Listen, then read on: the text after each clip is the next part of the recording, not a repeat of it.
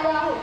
हा दिवस केवळ ध्वजारोहण, मिरवणूक या सांस्कृतिक कार्यक्रमाचा नाही, तर बलिदान देणाऱ्या वीरांचे स्मरण करण्याचा आणि आपल्या देशासाठी आपल्या कर्तव्याची जाणीव करून घेण्याचा दिवस आहे. मित्रांनो, आजचा माझा विषय आहे 15 ऑगस्ट निमित्त तरुण पिढीने काय केलं पाहिजे. तरुणाई ही कोणत्याही राष्ट्राची सर्वात मोठी ताकद असते. आजचे तरुण उद्याचे भारत घडवणार.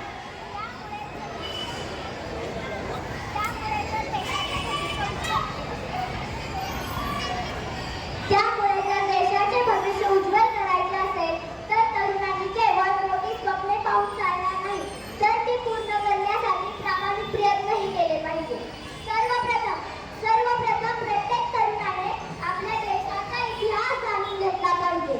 हे स्वातंत्र्य सहज मिळाले नाही, त्यासाठी लाखो क्रांतिकारकांनी आपल्या प्राणाची आहुती दिली. तेव्हा कुठे आपल्याला मुक्त भारत मिळाला. त्यांच्या त्यागाची जाणीव ठेवून आपण एक देशप्रेम कृतीतून दाखवले पाहिजे. दुसरे म्हणजे तरुणांनी शिक्षण आणि कौशल्य यांना सर्वोच्च प्राधान्य दिले पाहिजे.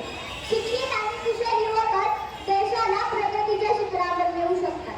शिक्षण म्हणजे फक्त नोकरी करणे नाही, तर चांगला नागरिक बनणे होय. मित्रांनो,